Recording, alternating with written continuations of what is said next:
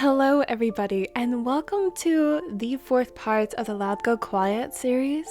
This part is obviously featuring BokuAkaKuroKen, and I really think some BokuAkaKuroKen fluff is long overdue after my previous series that I have recently just finished, Bleeding Heart. So yes, I hope you guys enjoy. Hello my lovely viewers. Looking for some affordable and good quality anime merch? Want to support your favorite Haikyuu team or join UA? What about joining the Straw Hat Pirates for an adventure or two? Want to join the Black Bulls or the Fairy Tale Guild? Well, this site has that and so much more. Use my discount code and receive 10% off your entire order. Link and code is in the description. Thank you so much for watching.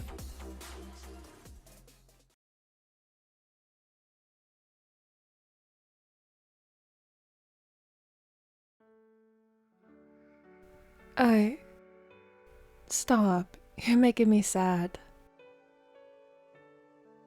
Kawa, babe. I have nothing to say. Okay, fine. First of all, you are enough. You're perfect, Great King. Chibi-chan? For real though, I couldn't ask for a better friend. Your skills as a setter is what united us. Even though our friendship will cause world destruction?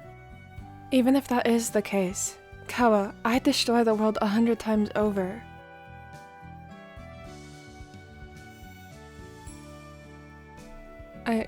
That's gonna make me cry. Then cry. But fair warning, we only accept happy tears. There, it's all okay. Although, that shit hurt. Something tells me I need to go next. I don't know. I think maybe in some alternate universe something traumatic happened to me. I think I need to make this a cute challenge? Hey yo, fourth wall match?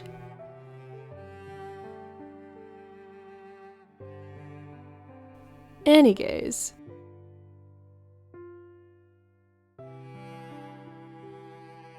The air felt nice and crisp in the early morning, where even the sun failed to show its face so early. It became routine since he was in high school to go on morning jogs to start his day, and became even more important when he became pro and started playing for MSBY.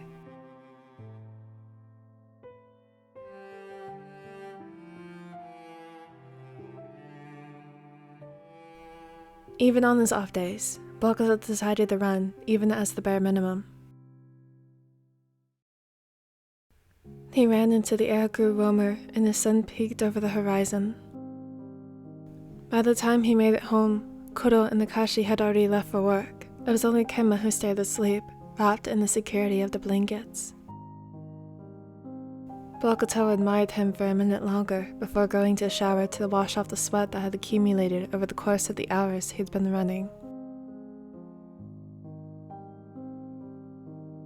He turned the knob to ice cold, feeling the freezing cold droplets run down the skin. He let out an exhale of content, finally cooling down until his teeth started chattering from the cold. Finally, in warm clothes, he went back to the bed and pulled a blanket over his body, cocooning himself. He stopped moving upon feeling the smaller shuffle in his sleep.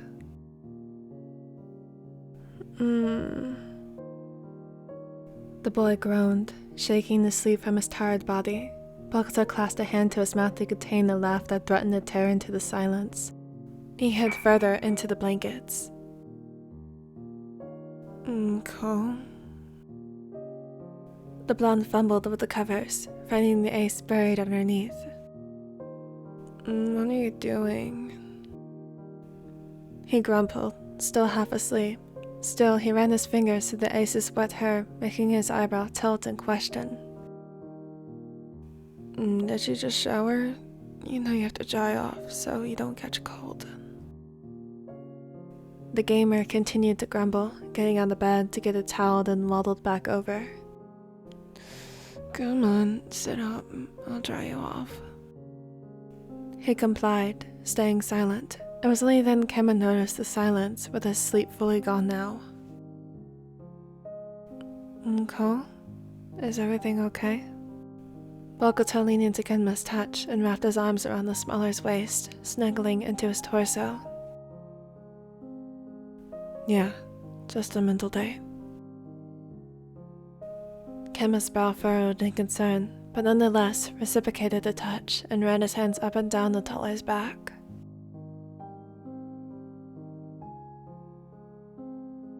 Do you need anything? He stubbornly shook his head on his torso. Just you. Don't you have practice today? Bokuto warily looked up, meeting his partner's worried gaze. I told him I was sick. I just want to rest for the day and spend it with you. Sometimes I just get like this. I feel overwhelmed, and even running today drained me. The blonde nodded, listening intently. He understood what it was like to barely even be able to get out of bed because of his own mental health. Sometimes, it was almost unbearable. Alright, what do you need me to do? Bokuto smiled softly, his gaze softening. You don't need to do anything. Being as stubborn as always, Kenma wasn't backing down and persisted the idea of being a source of comfort to him. Don't be ridiculous and bottle it up. It's not good for you. Do you want to rest? How long were you even out running for? Unyielding, Bokuto ignored the question and sunk into the cushions. There was immediate relief to his aching muscles, and he couldn't hide the groan that escaped his lips. You know, a rest does so nice. Without any other questions, the blonde pulled the covers over him again and rubbed his back, soothing him into slumber.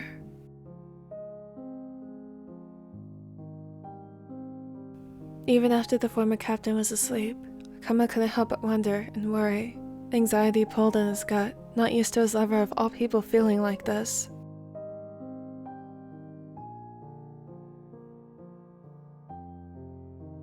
Once he was certain he was asleep, Kenma slithered out of the bed and took his phone with him so he could make a call.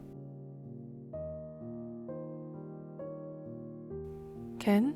What's up? There were hushed voices on the other line. It was probably hectic over there, and he didn't doubt the possibility of Koro having to step out of a meeting to take his call. It was unusual for him to disturb the Raven at work, knowing just how tedious the work was, and Koro was almost always stuck in meetings, so calling meant it was important. Is everything okay? There was a hint of urgency from his voice when Kenma didn't speak up. It always made him chuckle, trying to shake his tense nerves. He wiped his sweaty, clammy palms on his pants.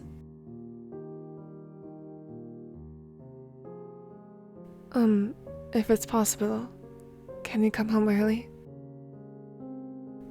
There was a long moment of silence, minus the ruckus of Koro's surroundings. That's it. I'm on my way home now. What? No, at least finish up what you're doing. Kenma laughed, although there was a light shake to it, still trying to shake the thoughts that plagued his mind of what was bothering Bokuto. Please, at least finish your meeting, and don't even think about saying you aren't at one, and finish what you are doing. There's plenty of time. Besides, I finally got him to sleep. The Raven paused again. Him? Keiji? No, he left for work ages ago. It's Ko. I still don't have the details, but he seems off.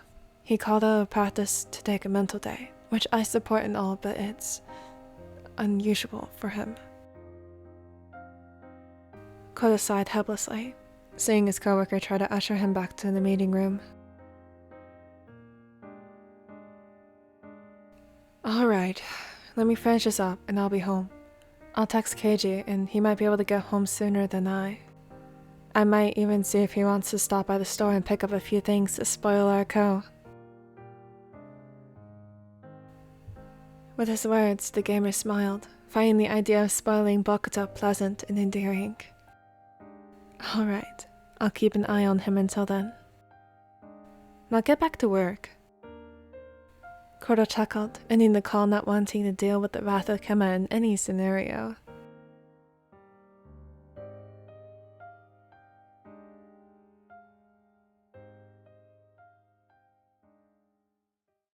It was peaceful. Bokuto caught a whiff of petrichor, seeping through the open windows of the bedroom, making him stir. He didn't know how much time had passed, nor did it seem significant.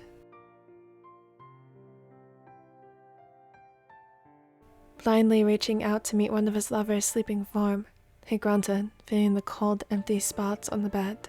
Usually, he'd always find all three of them soundly sleeping when he woke up before his morning run, but it wasn't morning anymore. Shuffling beneath the covers, he groaned, finally peeling his eyes open and looked through the window from his bed. The clouds were dark and full, as if a tidal wave of emotion would burst from them.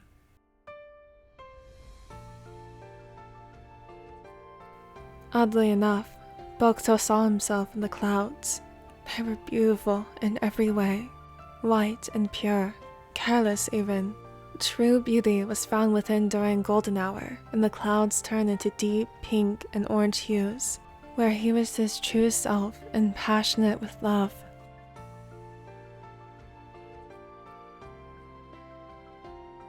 However, the clouds had a dangerous habit of bottling everything inside and would turn gloom before even the slightest comet would send it all crashing down.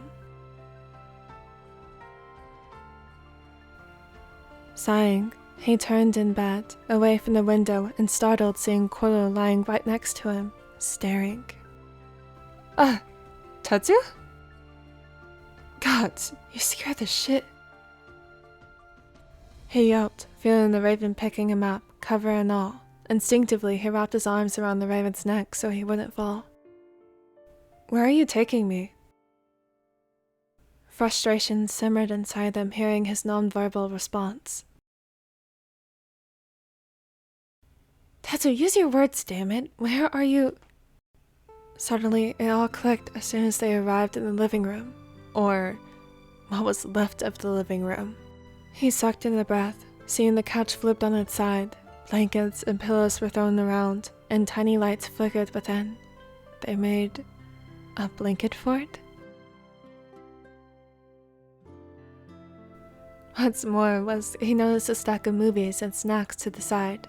Kenma and Akashi were sitting underneath the fort in comfortable clothes.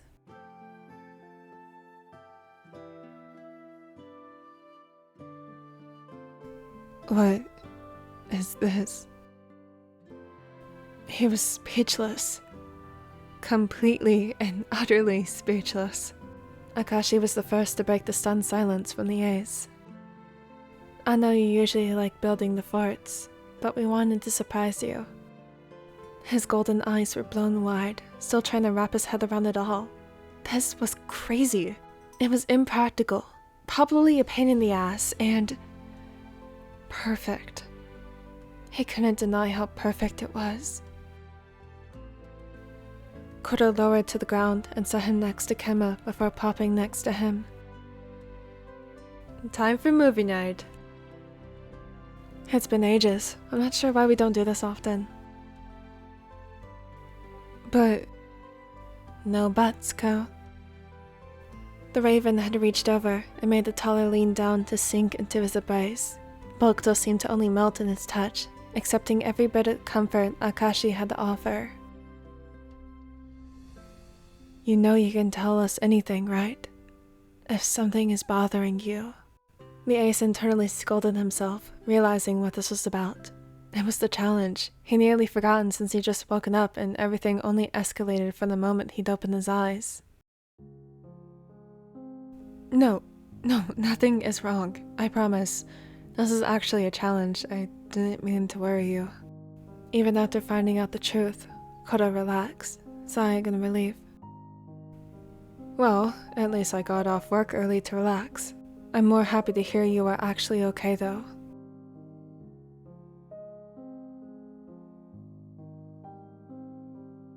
You worried me this morning. Bokuto shuffled in the raven's tight grasp and looked over at the blonde who seemed preoccupied fidgeting with his fingers. In an attempt to stop him, Bokuto grabbed his hands, giving them a gentle squeeze. I'm sorry, truly. The gamer stubbornly huffed and crossed his arms. If you're sorry, then enjoy this movie night with us. And don't call it a practice again just for some challenge. If you need an actual mental day, that's a different matter, and you know we will support you in that. The ace chuckled at the smeller's relentless scolding. Alright, I understand. He glanced at the stack of movies that was sitting just outside the fort. What movies are we watching tonight? Koro, being the absolute geek he is, smirked smugly and cleared his throat like he were about to go on some sort of scripted presentation that he'd perform in the mirror time and time again, waiting for the day he'd get to speak. Well, glad you asked.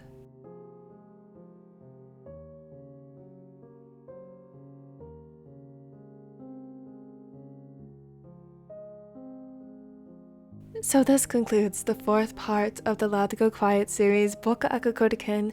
I hope you guys liked it. I don't typically write fluff that often. It's more hurt, comfort, and angst. So this is a good change of pace. I hope you guys enjoyed it. With this being the 4th part, that means that we have one more part to this series, and then we'll be going off to a new challenge. So I hope you guys are super excited for that. And yeah, okay. Yeah, I swear, one day I'll learn how to do these outros correctly, and I don't think it's gonna be anytime soon. Special thanks to all of my lovely duckers. We have 17 of you guys endlessly supporting me, and you guys are so amazing. Just thank you guys so very much. Alright, I will see you guys later at the final part of this series. That's crazy, we're already at the final part. Alright, yeah, bye!